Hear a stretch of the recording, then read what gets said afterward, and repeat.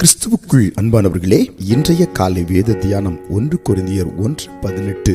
சிலுவை பற்றிய உபதேசம் கெட்டு போகிறவர்களுக்கு பைத்தியமாயிருக்கிறது, ரட்சிக்கப்படுகிற நமக்கோ அது தேவ பலனாயிருக்கிறது. அன்புக்குரியவர்களே, இந்த காலை நேரத்திலே சிலுவையை பற்றிய உபதேசம் நம் உள்ளத்தில் இறங்க வேண்டும், உள்ளத்தில் இடம் பிடிக்க வேண்டும் என்று கர்த்தர் விரும்புகிறார். அந்த உபதேசம் நமக்குள்ளே இருக்கும்போது ஒரு பெரிய ஜெயம் உண்டாகிறது.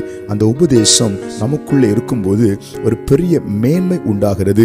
சிலுவையின் உபதேசம் நம்மோடு தொடர்ந்து கொண்டிருக்கும் பொழுது நம்மை சீரழிக்க சாத்தான் போடுகிற திட்டங்கள் அவமாக்கப்படுகிறது. சாத்தான் நமக்குள் இருக்கின்ற ஆவிக்குரிய பூமிக்குரிய நன்மைகளை சூறையாட போடுகிற திட்டங்கள் நாசமாக்கப்படுகிறது. எனவே சிலுவையை பற்றிய உபதேசத்தை எப்போதும் நாம் முன் நிறுத்தி அதை தொடர்ந்து நம் காலடி தடங்களை எடுத்து வைக்கும் போது அது நமக்கு தேவ பலனாய் இருக்கும். ஆமேன். எத்தனையோ பக்தர்கள் அந்த சிலுவையை பற்றிய உபதேசத்தோடு தன்னை இணைத்ததினாலே, தன்னை தாரை வார்த்ததினாலே இன்றும் அவர்களுடைய வாழ்க்கை சரித்திரங்கள் நம்மோடு இயேசுவை உயர்த்தி பேசிக் கொண்டிருக்கிறது. இந்த காலை வேளையிலே சிலுவையோடு கூட இணைக்கப்பட, அந்த உபதேசத்தோடு இணைக்கப்பட, அதுவே நம்முடைய தேவ பலனாக மாற நம்மை அர்ப்பணிப்போம்.